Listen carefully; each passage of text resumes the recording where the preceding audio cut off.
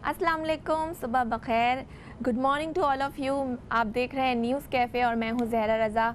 उम्मीद करते हैं कि आपने अपने दिन का आगाज़ एक बेहतरीन अंदाज से किया होगा और शो की शुरुआत करते हैं। आज हम जिस टॉपिक के ऊपर बात करेंगे वो है पोलियो। गुज़िश्ता कई रोज़ से हम पोलियो के ऊपर बात कर रहे हैं, पोलियो मुहिम के हवाले से आपको अपडेट्स देते रहे हैं।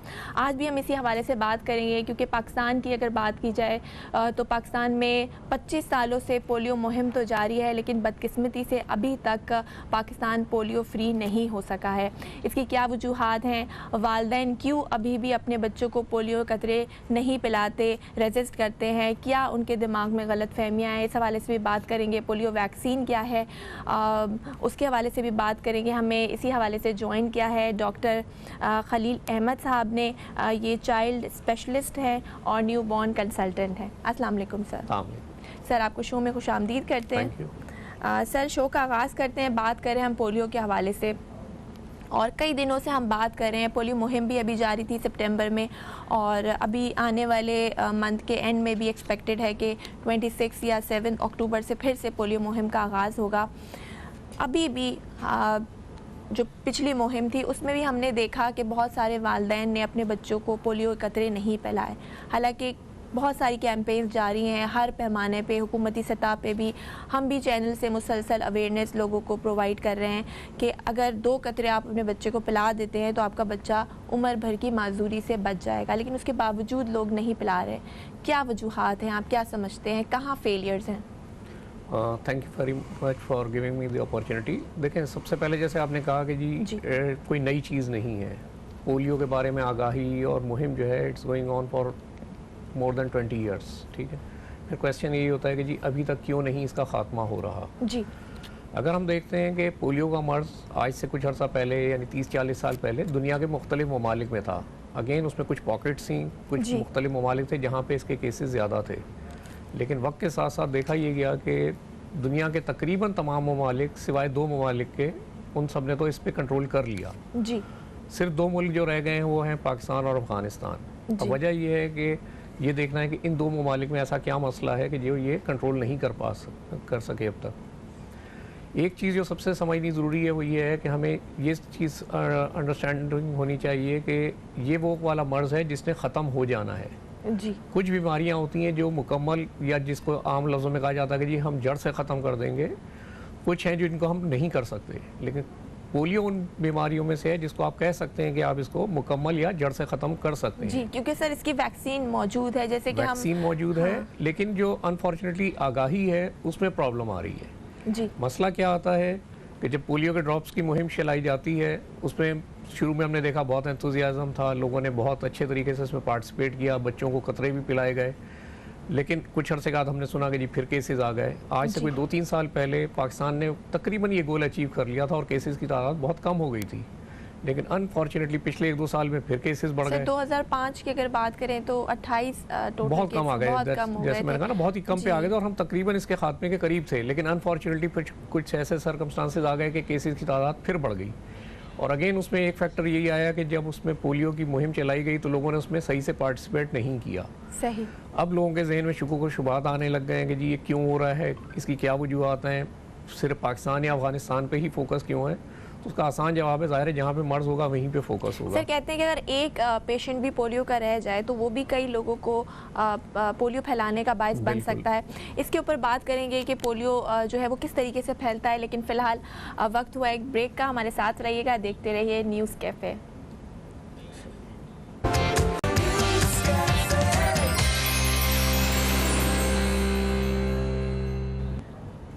वेलकम बैक, आप देख रहे हैं न्यूज़ कैफ़े और मैं हूं ज़हरा रज़ा। स्टूडियो में इस वक्त हमारे साथ मौजूद हैं डॉक्टर खलील अहमद साहब, जो कि न्यू बॉर्न कंसल्टेंट हैं, चाइल्ड स्पेशलिस्ट हैं, और हम इनसे पोलियो के हवाले से बात कर रहे हैं। ब्रेक पे जाने से पहले मैंने सवाल किया था कि पोलियो वायरस किस तरीके से फैलता है। इसी हवाले से हमारे पास एक रिपोर्ट मौजूद है, आइए देखते हैं। पोलियो की वैक्सीन ना सिर्फ महफूज है बल्कि हलाल है। ये वही वैक्सीन है जिसके जरिए दूसरे इस्लामी ममालिक से पोलियो के खात्मे को मुमकिन बनाया गया।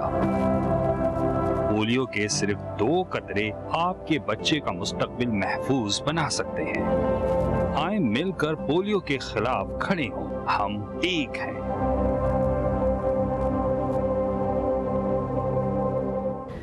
जी, रिपोर्ट आपने देखी। डॉक्टर साहब, किस तरीके से जो पोलियो वायरस है वो किस तरीके से फैलता है, हमने रिपोर्ट भी देखी, और कौन से उम्र के बच्चे जो हैं वो उसका ज़्यादा शिकार होते हैं? जहाँ तक फैलने का ताल्लुक है, आम ख्याल ये होता है कि जो भी बीमारियाँ हैं वो सिर्फ पुअर इलाकों में या गरीब इलाकों में होती हैं। जी, पोलियो के बारे में ऐसा नहीं है। ये वो वायरस है जो कहीं पे भी फैल सकता है। सही। यकीनन गंदगी से इसका ताल्लुक बहुत ज़्यादा है, क्योंकि ओरोफिकल रूट ये कहलाता है कि ये जहाँ पे सेवरेज लाइन में अगर इसकी कंटामिनेशन हो जाए, उसमें आ जाए और कहीं से पानी में मिक्सिंग हो जाए तो उसके ज़रिए फैल सकता है। सही। और पानी वो चीज़ है जो हर एक ने ही इस्तेमाल करना है। इसीलिए लोग जो ये समझते हैं कि हमें सिर्फ फोकस करना चाहिए कच्ची आबादियों पे या गरीब इलाकों में, तो ऐसा नहीं है। ये वायरस किसी भी इलाके में फैल सकता है। और सेवरेज से इसका ताल्लुक, जैसे मैंने कहा कि उसी के ज़रिए इसका फैलने का ज़रिया बनता है। जहाँ तक ताल्लुक है किस उम्र के बच्चे, तो जो कॉमन देखा गया है कि लेस दैन 5 ईयर यानी 5 साल से कम उम्र के बच्चे इस बीमारी का शिकार होते हैं। इसके बाद मोस्ट ऑफ द टाइम ये होता है कि उनमें कुव्वत मुदाफ़ियत पैदा हो चुकी होती है या खुदा न खास्ता वो बीमारी का शिकार हो चुके होते हैं। इसीलिए फोकस किया जाता है कि जब भी ये मुहिम चले 5 साल से कम उम्र हर बच्चे को ये कतरे पिलाए जाए। सही। और सर, ये साल में कितनी बार पिलाने चाहिए कतरे? कहते हैं ना पोलियो कतरे बार बार, तो कितने मंथ्स के गैप से पिलाने? में जो भी उसकी एज सेट की गई है उसके हिसाब से हर बच्चे को पिलानी है। उसके अलावा किसी भी मुल्क में जब कोई बीमारी जोर पकड़ती है तो उसके हिसाब से एडिशनल डोजेज दी जाती हैं। तो हमारे यहाँ उसी हिसाब से नीड को देखते हुए ये पोलियो राउंड्स या पोलियो डेज किए जाते हैं। जी। जैसे भी आपने कुछ अर्से पहले सुना, जुलाई के महीने में एक कैंपेन हुई थी, थोड़ी लिमिटेड थी। जी। अभी बहुत एक बड़ी कैंपेन हुई, अब अक्टूबर के एंड में इंशाल्लाह एक होगी और उसके बाद दिसंबर।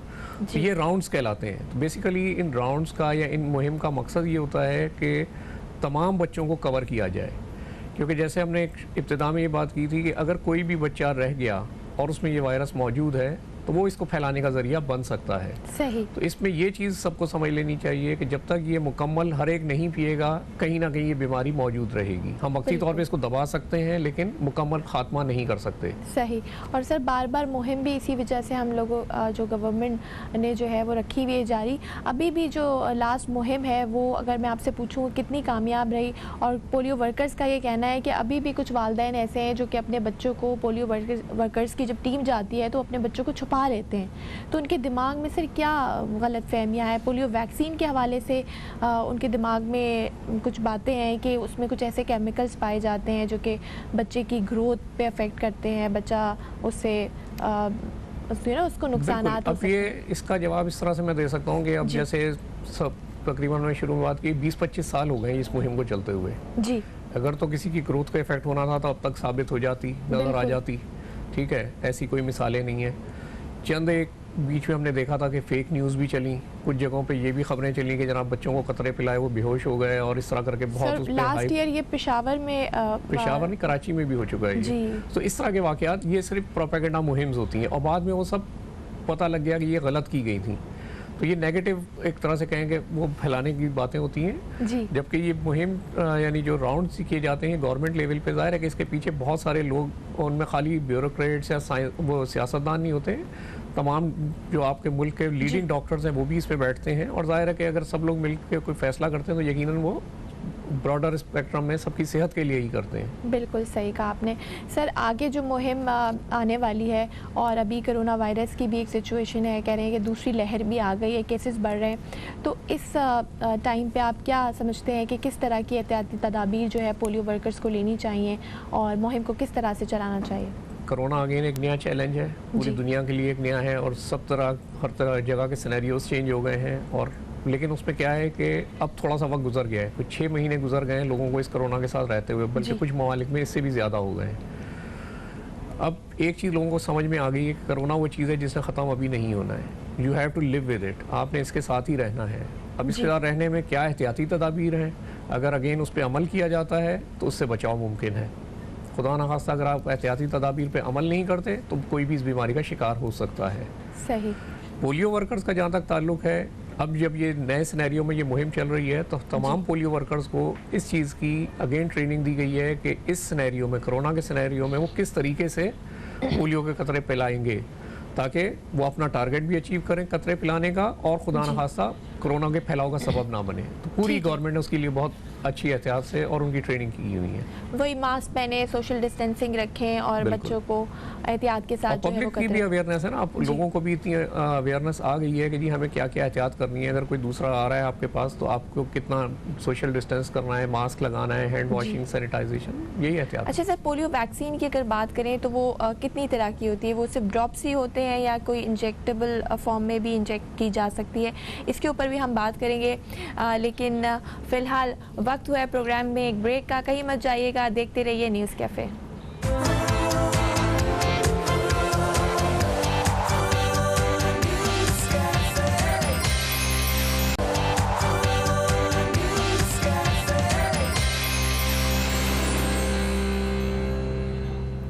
Welcome back after the break. आप देख रहे हैं न्यूज़ कैफ़े और हमारे साथ स्टूडियो में मौजूद हैं डॉक्टर खलील अहमद साहब जो कि न्यूबॉर्न कंसल्टेंट हैं, चाइल्ड स्पेशलिस्ट हैं। उनसे हम पोलियो के हवाले से बात करें। सर, ब्रेक पे जाने से पहले हमने बात की थी पोलियो वैक्सीन के हवाले से कि पोलियो वैक्सीन कितनी तरह की होती हैं, वहाँ से कंटिन्यू करते हैं। दो तरह की बेसिकली वैक्सीन आती हैं जी। एक ओरल पोलियो जो कतरे की शक्ल में दी जाती है और एक इंजेक्टेबल फॉर्म में दी जाती है। जी। फ़र्क इसमें सिर्फ ये है कि जिन ममालिक में कंट्रोल पा लिया गया है वहाँ पर ये इंजेक्शन फॉर्म में दी जा रही है और जहाँ पे अभी तक ये बीमारी चल रही है वहाँ पे ये कतरों की शक्ल में दी जा रही है। यकीनन इन दोनों की फॉर्म में थोड़ा सा डिफरेंस है, लेकिन ये नीड के हिसाब से है। और इवन अब पाकिस्तान का जो रूटीन इम्यूनाइजेशन प्रोग्राम है उसमें एक डोज जो इंजेक्शन फॉर्म है उसकी भी आ गई है। सही। अच्छा सर, आप न्यू बॉर्न कंसल्टेंट हैं तो मैं उस हवाले से सवाल करूंगी, जो न्यू बॉर्न केयर होती है वो पाकिस्तान में कैसी है और न्यू बॉर्न फैसिलिटीज़ के हवाले से आप क्या बात करेंगे? सबसे पहले तो ये है कि अगर हम न्यू बॉर्न केयर के हवाले से बात करें तो ये एक मैं कहूँगा कि नेगलेक्टेड एरिया है। अच्छा। मतलब ये वो है जिस पे अभी बहुत ज़्यादा तवज्जो नहीं दी गई। हालांकि ये एक डे टू डे लाइफ में हम देखते हैं कि ज़ाहिर है कि पाकिस्तान अगर आबादी के लिहाज से देखा जाए तो दुनिया के चंद शुरू के ममालिक में आता है। जी बिल्कुल। और अगेन शराय पैदाइश भी बहुत ज़्यादा है, लेकिन कुछ चीज़ों को यहाँ पर मतलब टेकन फॉर ग्रांटेड ले लिया जाता है कि जी इन्होंने होना है। मतलब अगर खुदा न खास्ता अगर एक बच्चा है, पैदा होता है, आगे उसकी मतलब वो नहीं चल सकता है, ज़िंदा नहीं रहता है, मर जाता है, तो इट टेकन फॉर ग्रांटेड है। अच्छा। लेकिन उसमें अगर हम देखें तो कई जगहों पे हमारी अपनी गलतियाँ मौजूद होती हैं। इसको आप ऐसे समझेंगे, स्टिल पाकिस्तान में जो शराय पैदाइश है घरों में होने की वो दुनिया के कई ममालिक से ज़्यादा है। यानी स्टिल जो पैदाइश हो रही है बच्चों की वो घरों में हो रही है। सर, तो ये जो होम डिलीवरीज हो जाती हैं ये माँ और बच्चे की सेहत के लिए कितना खतरनाक हो सकता है? बेतहाशा खतरा है दोनों का। एंड अगेन अगर आउटकम अच्छा आ जाता है, दोनों की सेहत को कुछ नहीं होता, तो उसको एक नॉर्मल ले लिया जाता है। और खुदा न खास्ता कोई आउटकम बुरा हो जाता है तो उसको बस ठीक है अल्लाह की मर्ज़ी समझ के छोड़ दिया जाता है। जबकि ऐसा नहीं होना चाहिए। ये एक नेचुरल प्रोसेस ज़रूर है, लेकिन अगेन इसके लिए पूरी तैयारी होनी चाहिए। और हम कहते हैं कि इसकी तैयारी उस वक्त से शुरू हो जानी चाहिए जब आपको ये पता लगे कि कोई भी प्रेगनेंसी हो चुकी है। सही। सर, हम यहीं से कंटिन्यू करेंगे। कता कलामी की माजरत, एक कॉलर हमारे साथ लाइन पे मौजूद है। अस्सलाम वालेकुम। वालेकुम अस्सलाम। जी, कौन और कहाँ से बात कर रहे हैं? जी, मैं हैदराबाद से बात कर रहा हूँ, खुरम लोधी। हैदराबाद से खुरम। जी खुरम, कैसे हैं आप? जी, मुझे सर से 3 सवाल करने थे। जी जी, आप सवाल कीजिए। बिल्कुल जी, तो सवाल था कि 5 साल से बड़े बच्चे को पोलियो के कतरे पिलाए जा सकते हैं या नहीं। दूसरा सवाल था कि जो पोलियो की जो वैक्सीनेशन है होती है इसका किस डिपार्टमेंट से टेस्ट होता है, क्या है कि ये कारामद है भी या नहीं भी है ना। तीसरा मेरा सवाल ये था कि किसी को शख्स को अगर पोलियो हो जाए तो क्या उसका कोई इलाज है या नहीं है? ठीक है खुरम साहब, आप देखते रहे हैं, सवाल का आपको जवाब लेते हैं। जी डॉक्टर साहब, पोलियो के हवाले से उन्होंने सवाल किया कि किसी को अगर पोलियो हो जाए तो उसका कोई इलाज है या नहीं। उसके अलावा कि 5 साल से जो बड़े लोग हैं, बच्चे, उनको पोलियो के कतरे पिलाने चाहिए। शुरू में हमने जो डिस्कशन किया था कि मोस्ट ऑफ द टाइम 5 साल की उम्र तक देखा गया है कि वो इम्यूनिटी डेवलप हो चुकी होती है। सही। इसीलिए अभी हमारी target population less than 5 year है। जी ठीक है। दूसरा इन्होंने सवाल किया टेस्टिंग। यकीनन ये जितनी भी वैक्सीन आती हैं ये सारी टेस्टेड होती हैं और इनको बहुत एहतियात के साथ रखा जाता है। इसको एक कोल्ड चेन कहा जाता है। जी। उसके साथ उसको मेंटेन किया जाता है और अगर उसके ऊपर आप देखें तो एक सील बनी होती है और लोगों जी। को भी आमतौर पे आगाही दी जाती है कि अगर कोई आपके पिलाने आए तो आप उस सील को चेक करें, क्योंकि अगर वो किसी वजह से टेम्परेचर मेंटेन नहीं किया गया होगा तो वो सील का रंग चेंज हो जाएगा। और इसकी यकीनन टेस्टिंग भी होती है और उसके बाद ही ये लॉन्च की जाती हैं। सही।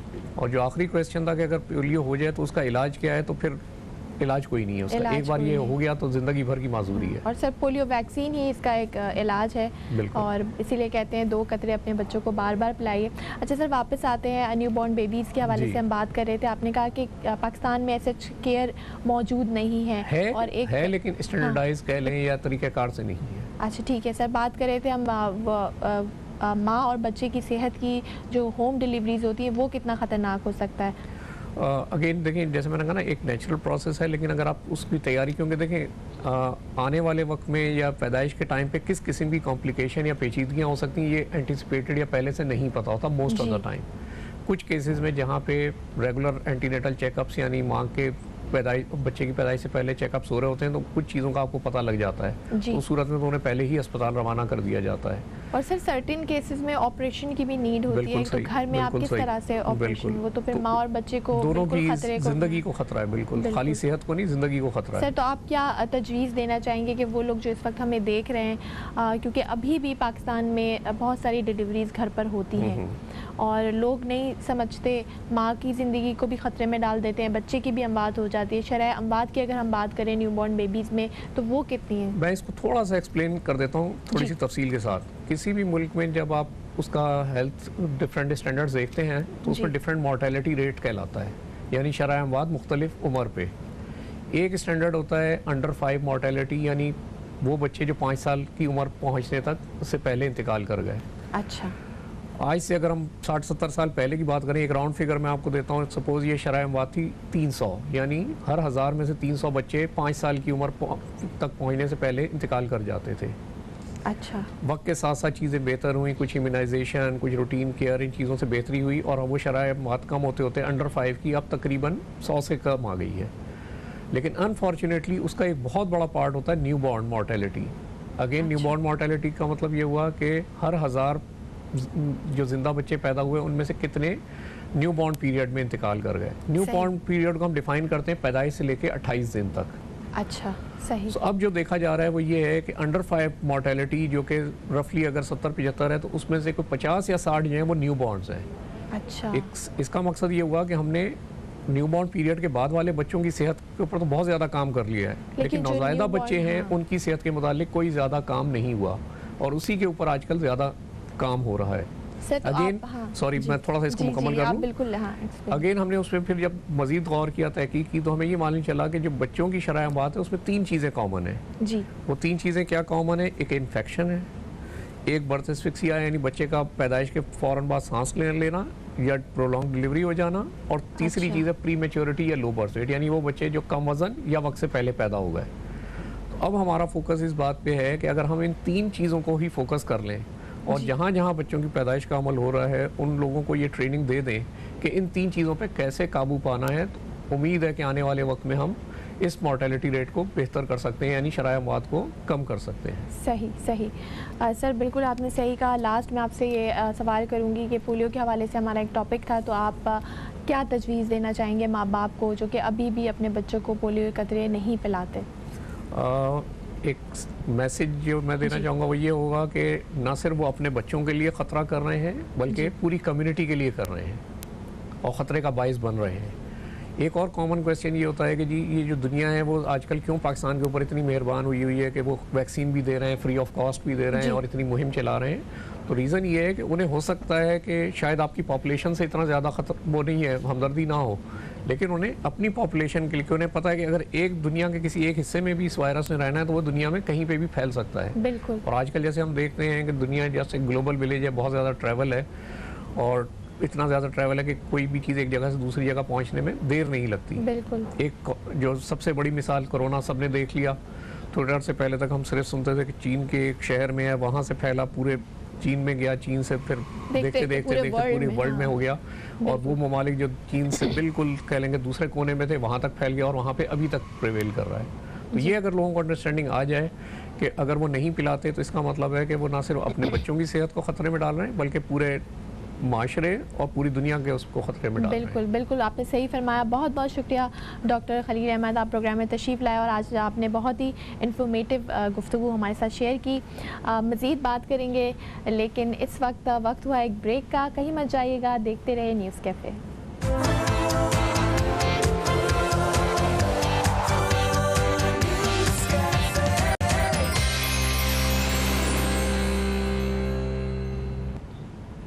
वेलकम बैक, आप देख रहे हैं न्यूज़ कैफ़े। मैं हूं ज़हरा रज़ा और अब हम बात करेंगे बढ़ती हुई महंगाई के ऊपर। महंगाई ने आवाम का जीना मुश्किल कर दिया है। हुकूमत की बात करें तो हुकूमत सिर्फ नोटिस लेती रह गई और अशियाए सर्फ की कीमतें आसमान से बातें कर रही हैं। आटा हो, चीनी हो, दालें हो, सब्ज़ी हो, गोश्त, मुर्गी, अंडे, सब की कीमतें आसमानों को छू रही हैं। आवाम का कहना है कि बढ़ती हुई महंगाई ने उन्हें गोश्त के साथ साथ सब्जियों से भी दूर कर दिया है। कराची में जहां मुर्गी का गोश्त 330 रुपये किलो मिल रहा है, वहीं मटर 320 रुपये किलो मिल रही है। टमाटर 160 रुपये किलो और लहसुन और अदरक ने तो सबका ही रिकॉर्ड तोड़ दिया है। 600 रुपये किलो ये जो है इस वक्त मार्केट में फ़रोख्त हो रही है। दूसरी तरफ आटे का बहरान शदीद है, उसने शिद्दत इख्तियार कर ली है। आवाम काफ़ी परेशान है। एक गरीब आदमी जिसकी तनख्वाह सिर्फ 16,000 या 17,000 है, वो करे तो क्या करे। इस हवाले से हम बात करेंगे। हमारे साथ स्टूडियो में गेस्ट भी मौजूद हैं।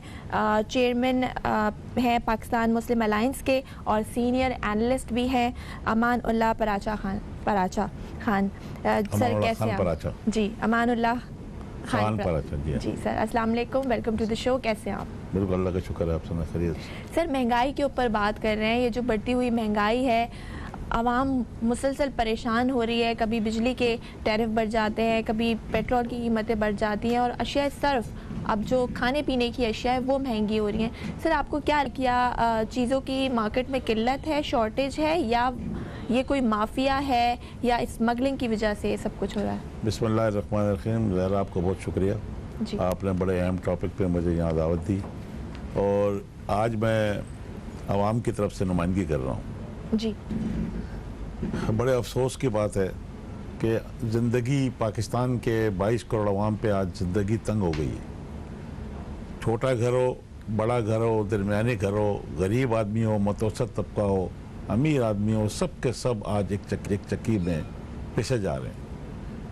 अब सवाल ये पैदा होता है कि दुकानदार पे ब्लेम किया जा रहा है या आप एक स्टोर वाले पे ब्लेम कर रहे हैं कि वो चीज़ को महंगा कर रहा है। उसका क्या ताल्लुक है चीज़ को महंगा करने का?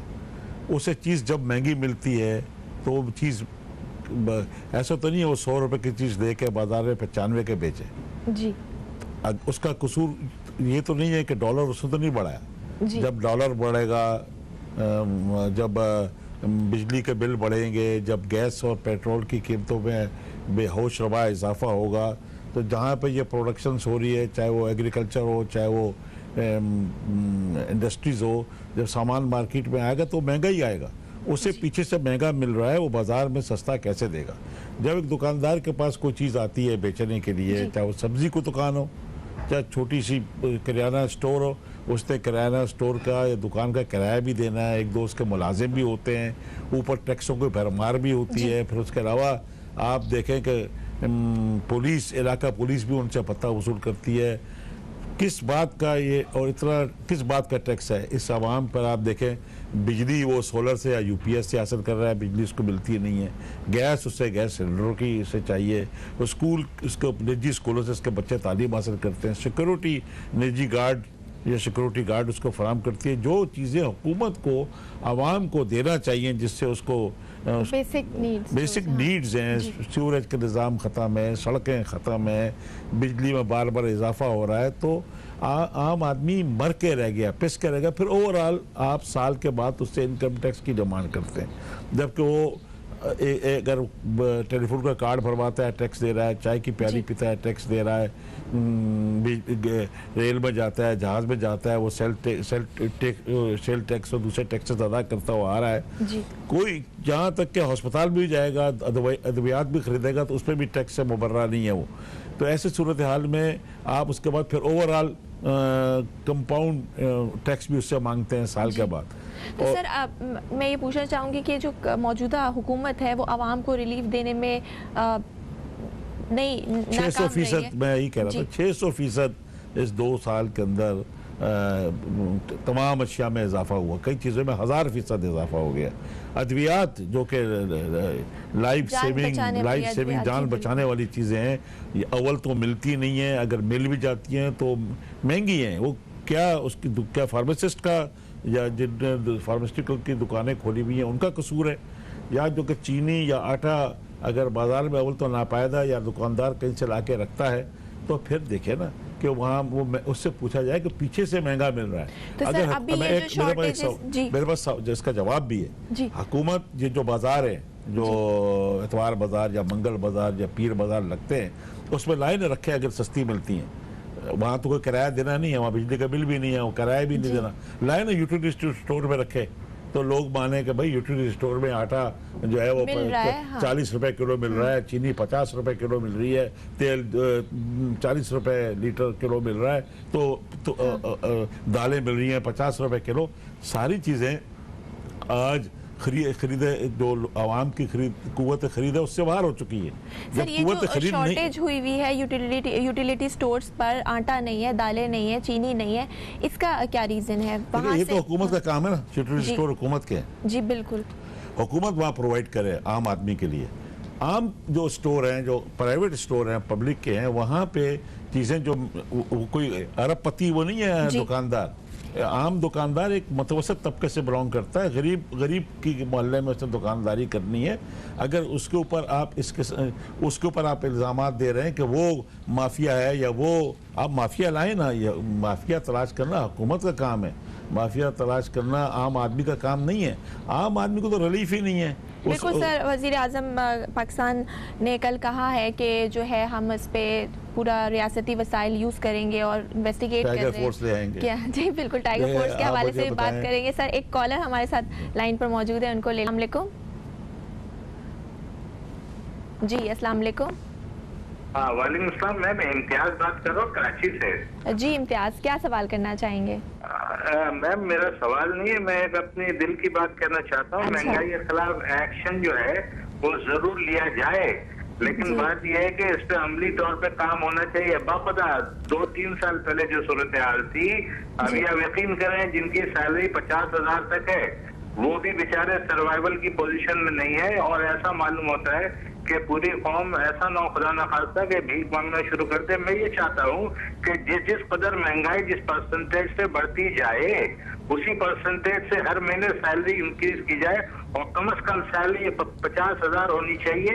उसके बाद से ये हर महीने के हिसाब से इनको सैलरी तनासुब से बढ़ाते रहना पड़ेगा। बात दरअसल ये है कि मैं तो जादूगरी पे आफरीन भेजता हूँ कि हर 5 साल बाद हमें लॉलीपॉप दे दिया जाता है और फिर हम आवाम बेवकूफ बन के वही लॉलीपॉप फिर ले लेते हैं। तो इसमें कसूर आवाम का भी है। अल्लाह पाक आवाम को अक्ल शऊर अता फरमाए, वरना आटा तो अभी 78 रुपए किलो है, ये 1000 रुपए किलो तक भी पहुंचने में देर नहीं लगेगा। बस कहते हैं ना, बाकी जो बचा था वो महंगाई मार गई, बाखुदा हमें महंगाई मार गई। अल्लाह रहम फरमाए। अस्सलाम वालेकुम। बहुत शुक्रिया इम्तियाज़ आपकी कॉल का, आपने बिल्कुल सही कहा। अमानुल्लाह साहब, इस पे हम मज़ीद बात करेंगे, लेकिन फ़िलहाल वक्त हुआ एक ब्रेक का। कहीं मत जाइएगा, देखते रहिए न्यूज़ कैफ़े।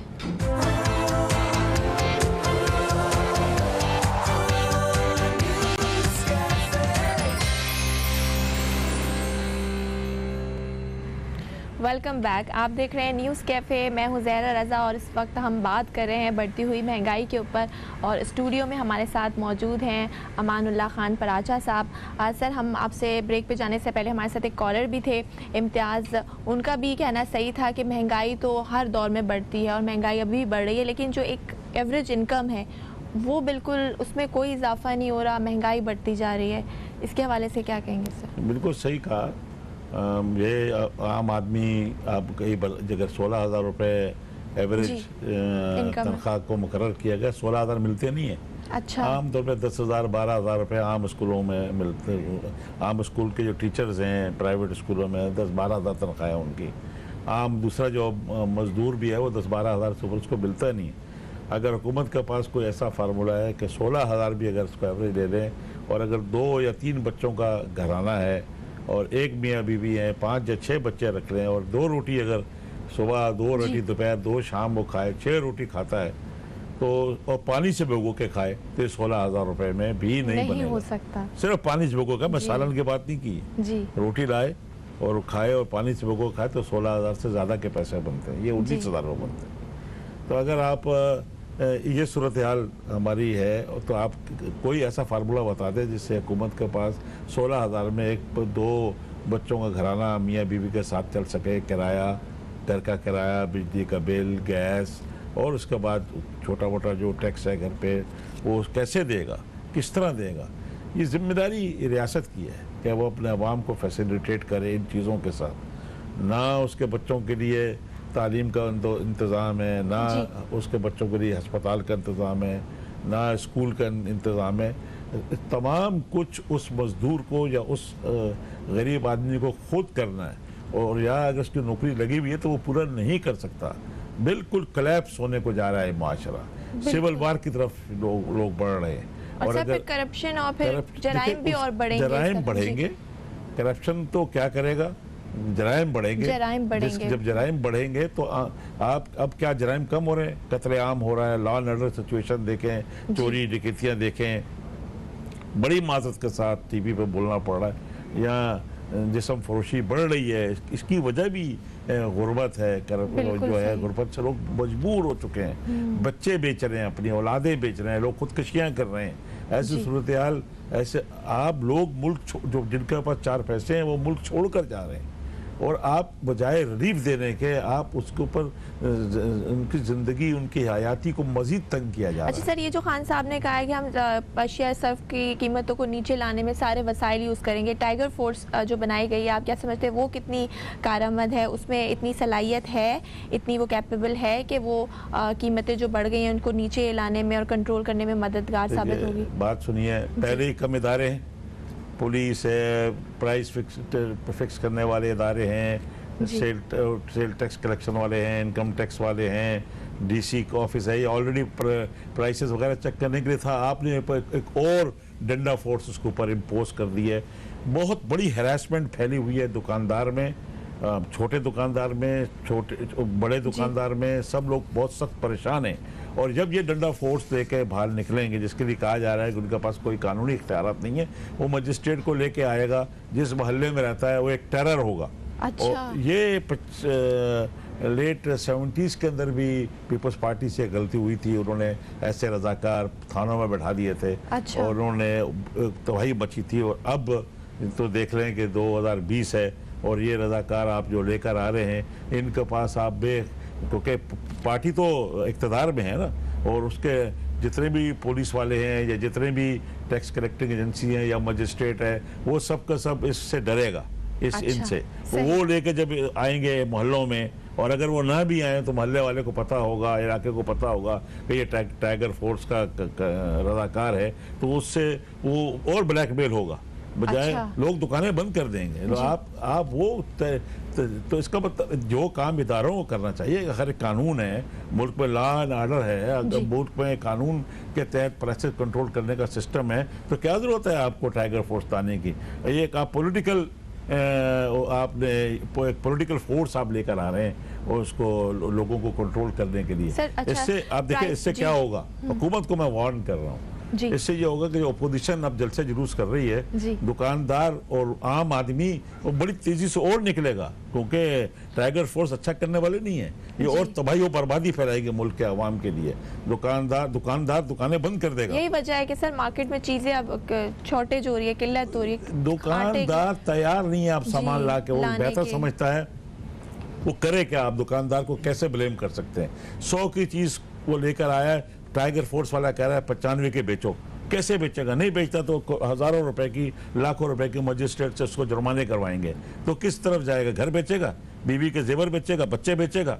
आखिर आप क्यों ऐसी चीजें करते चले जा रहे हैं? ऑलरेडी महंगाई शदीद बुरान है इस मुल्क में, बेरोजगारी। प्राइस कंट्रोल कमेटी का क्या रोल है उसकी बात कर प्राइस कमेटियां पहले से बनी हुई थी। इस मुल्क में कानून है, price control committee, DC commissioner इस इलाके का मजिस्ट्रेट की निगरानी में चेक कराता है, दुकानदारों से कहता है वो लिस्टें आवेज़ा करें कि वो क्या सब्जी से लेकर चीनी, आटे सबकी दे। लेकिन आप माफिया की बात कर रहे थे कि आप माफिया को पकड़ेंगे, माफिया पर कोर्ट्स ने भी अपने वो दिए, वर्डिक्ट्स दिए, तो अभी तक माफिया तो सामने नहीं आया। कोई कहता है माफिया लंदन भाग गया, कोई कहता है माफिया अमेरिका भाग गया, वो माफिया तो गायब हो गया। तो आप क्या उसकी सजा आम दुकानदार को देंगे, आम ताजिर को देंगे, आम इंडस्ट्रियलिस्ट को देंगे? क्या हमारे मुल्क का ताजिर, छोटा दुकानदार, दरमियाना दुकानदार, बड़ा दुकानदार सुकून का सांस या सुख का सांस ले रहा है? नहीं ले रहा। उसका कारोबार चल के नहीं दे रहा। कई महीनों से ऑलरेडी सर ताजिर भी बड़े परेशान है और वो भी अब मुल्क जो है वो छोड़ने की बातें कर रहे हैं। यहीं से हम कंटिन्यू करेंगे। फिलहाल वक्त हुआ है प्रोग्राम में एक ब्रेक का, कहीं मत जाइएगा, देखते रहिए न्यूज़ कैफे।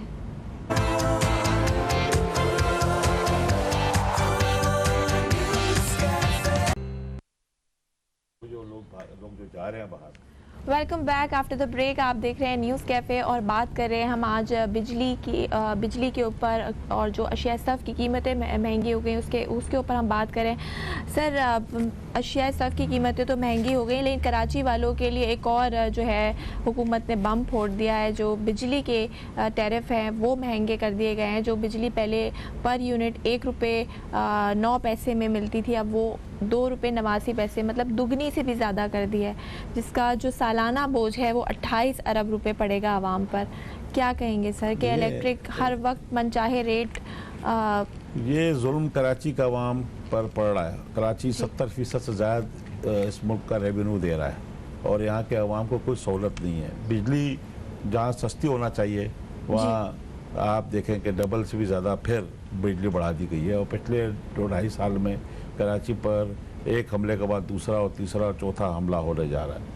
तो कराची के लोग तो बिल्कुल पिस के रह गए। इन्होंने जो 770% से ज़ायद रेवेन्यू देकर इनको ना पानी मिलता है, ना इनका पास बिजली है, ना इनका पास सड़कें हैं, ना सीवरेज का सिस्टम है। कोटा सिस्टम यहाँ लगा हुआ है, मेरिट की धज्जियाँ यहाँ उड़ गई हैं। यहाँ किसी किस्म की कोई फैसिलिटी नहीं है आवाम के साथ। यानी यहाँ तक कि इस शहर के साथ ये जुल्म किया कि यहाँ की आबादी 3 करोड़ है तो दिखाई गई कि 1.5 करोड़ आबादी है। तो यहाँ और पूरे पाकिस्तान में तीनों सूबों में कहीं कोटा सिस्टम नहीं है, सिर्फ सिंध में और कराची के अंदर कोटा सिस्टम रखा है।